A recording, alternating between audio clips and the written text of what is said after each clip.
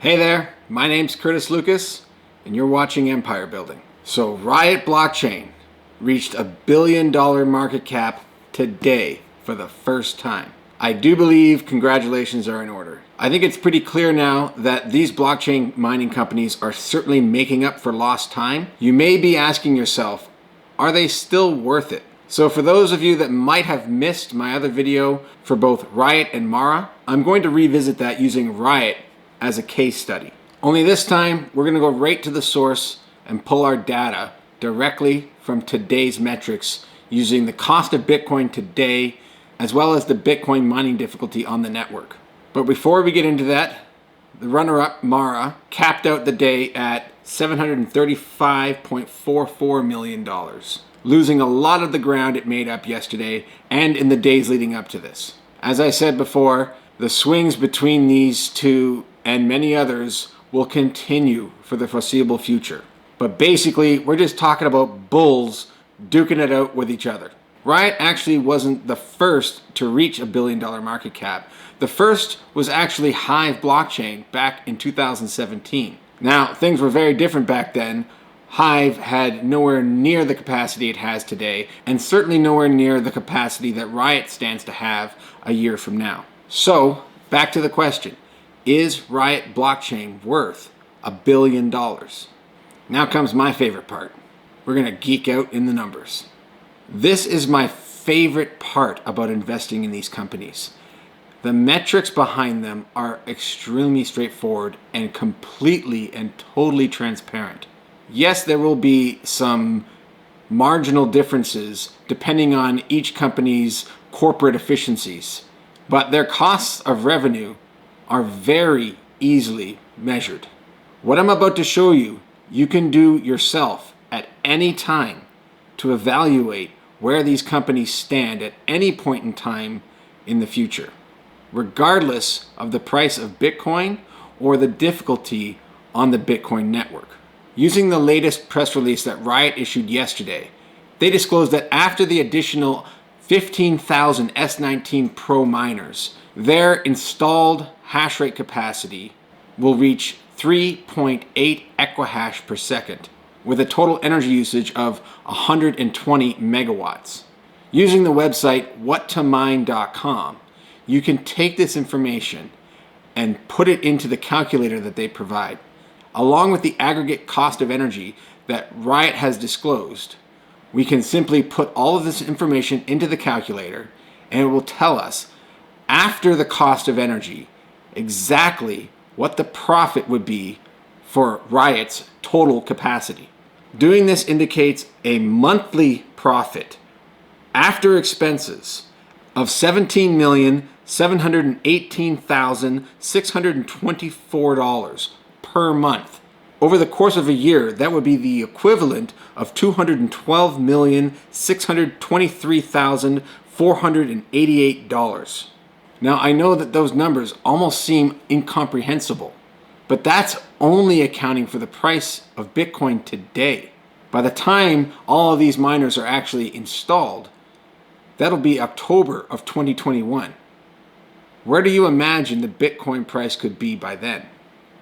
Now, you also have to acknowledge that by that time, the difficulty rate on the Bitcoin network would have risen substantially. But I would argue not as substantially as the price. So using the metrics as of today is still a very conservative way of estimating future profits. I am still working on another video that will actually take into account the growth of the difficulty on the Bitcoin blockchain that would help us better estimate exactly what those profits might be, assuming a future price target for Bitcoin and an algorithmic projection for the difficulty rate on the Bitcoin blockchain.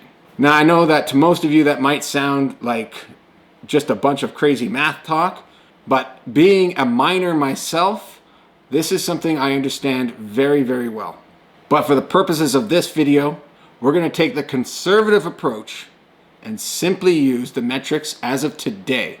So how much is a company that has the potential to earn over $200 million per year in profit? Well, it depends on a few factors. You need to know the total number of shares outstanding in that company, and you need to assign a PE ratio. As of the time I'm recording this video, RIOT has 67.53 million shares outstanding. If you divide that into the total projected annual earnings, that leads you to an earnings per share of 3.14. For those of my fellow nerds out there, immediately you're going to recognize that as pi. Next, we have to assign a PE ratio. Now, I've said this before, I'm not going to do anything crazy here. I'm actually going to take the very conservative estimate and assign the average PE ratio for the S&P 500 as of today, which currently sits at 37.16. Rearranging the formula for PE ratio, this provides you with a future price target of $117 per share. So is RIOT still a buy at $15? I'd say, yeah. Now I know that what I just showed you almost seems hard to believe. It's like, if the math was that simple, why wouldn't it already be that price? Well, I'm here to tell you that the math is that simple. But that doesn't mean everybody knows how to do it. And remember, I made some pretty conservative estimates doing this. What happens by the time these mines reach their full capacity? Never mind what announcements they make between now and then. When their balance sheets start to pile up this amount of cash, when Bitcoin continues to defy gravity, reaching levels beyond anyone's expectations, when institutions finally decide they want in, and then finally, when FOMO reaches its maximum, when all this math goes completely out the window and people just want it, regardless of the price. What then? Now, as far as the math is concerned, it is true that the difficulty will continue to rise. But here's the thing.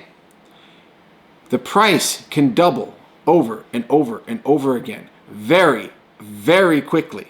But the hash rate on the blockchain is limited by how fast it can rise. It's limited by the rate of production of the companies producing these ASIC miners. For the difficulty rate to just double, that means that the manufacturers need to produce enough Bitcoin miners in a matter of months to exceed the power that they've been able to produce over the entire lifespan of Bitcoin itself. That is no small feat. So the only stretch of imagination required for this to play out is to be bullish on Bitcoin. If you're not convinced that Bitcoin will be worth more a year from now than it is today, then this means nothing at all. But if you're like me and you've seen behind the curtain, then you know Pandora's box has been opened and there's no way Bitcoin's going back in it. I mentioned institutional ownership. Currently today, there is a 9.01% institutional ownership in RIOT Blockchain. Only a few short months ago, RIOT, along with Mara, were penny stocks. Institutions don't own penny stocks. And this rise happened way faster than they were ever prepared or even paying attention to. But as you can see, the math does not lie. But they're going to want to see those numbers hit paper on their balance sheet before they believe it. And as far as they're concerned, they don't need to make 10,000% returns. They'd be quite happy with a few 100%. And the liquidity in this market will actually allow them to get what they want, because by that time, they'd be able to easily drop a few $100 million in this stock. Why do you think institutions have no problem buying Tesla at all-time highs? They need the proven track record first. So far, neither or any of these stocks have delivered on that. But if you're willing to take a chance and do just a little bit of math, you have the makings of something pretty outstanding. What you have is a life-changing opportunity. By comparison, today, the institutional ownership in Tesla is 41.97%. And it's for all of these reasons and more that I've now adopted the philosophy that I don't need to trade these things anymore. I've built out a pretty satisfying base. And I don't necessarily pick favorites in these stocks. Yes, I have criticized Riot based on their agreements that they have forged with CoinMint. And I've said multiple times that there is every reason to believe that they will be able to secure a new agreement to house the balance of the miners that they have coming. But as of today, they have not announced anything to that effect. But seeing as how they've got well over $100 million on their balance sheet now, that would appear to be the easier problem to solve. To tell you the truth, I'm kind of enjoying the show, watching the participants within these markets sort of battle it out for supremacy. But in the end, the way I like to see it is really we're all on the same side. We're all trying to make some money, and we all want to see this technology grab hold in a meaningful way. Being a miner myself, I get it. And it is a real vindication for me, being someone who has suffered through 3 years carrying these heavy bags, which have already taken me higher than I had ever expected. I've started to receive more and more questions about why I would invest in cryptocurrency mining companies as opposed to just holding the currency itself. Now, in some ways, yeah, that does make sense. The currency itself carries less inherent risk versus a company that could suffer anything from an earthquake to a natural disaster to extenuating circumstances where they might no longer be able to secure the power they need to run their facilities. There could be a fire. These are all risks associated with owning a physical company as opposed to this digital currency. But those risks are apparent with every single physical company that exists. The difference here is, one, I'm able to hold these companies inside of my tax-free savings account, meaning all of my gains are completely 100% tax-free. You can't do that with cryptocurrencies. There are some ETFs that are available, especially here in Canada, but the second reason is because, as we've witnessed, these cryptocurrency mining companies will multiply many, many times more than the underlying currency. And the reason is they've been left for dead. Nobody is paying attention to them. They're only now just starting to see the value in the currency itself. But when they start to realize that the free cash flow that these companies will produce and put on their balance sheet, the tides will turn and the floodgates will open. Unfortunately for them, and fortunately for us, most people don't like math. And the beauty of this is you can apply this metric to any cryptocurrency mining company on the stock market. But it is true that they are not all created equal. I really do think that Mara and Riot are the leaders of the pack because they have exclusively built out their mining fleet using the most efficient miners available on the market. And they've managed to secure extremely favorable electricity rates that will allow them to be competitive even in bear markets. Yes, technology will advance. Yes, the difficulty rate will continue to climb, but the metrics for success will remain the same. Low cost of energy, access to the most efficient miners on the market.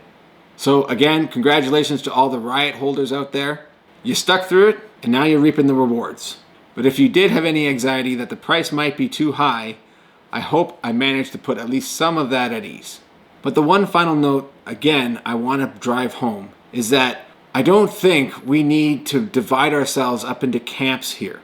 Cryptocurrency already has enough of this us versus them mentality. I'd really like to see this industry move past that. The true spirit of this technology is decentralization. So the more competition, the better. I'm a firm believer that it is truly the miners that perpetuate the blockchain, not just by verifying transactions, but they provide the value of the blockchain by securing it. The more miners there are, the more secure the network. That is the underlying value. time and time again, every bear market, the price bottoms out at the aggregate cost to mine one Bitcoin. I think there's a reason for that. And it's been pretty clear that that base cost has been climbing ever since day one. If you got value out of this, then I invite you to subscribe to the channel and support this empire by tapping that like button just a little. That's all it takes. And I'll see you in the next one. Now let's get back to empire building.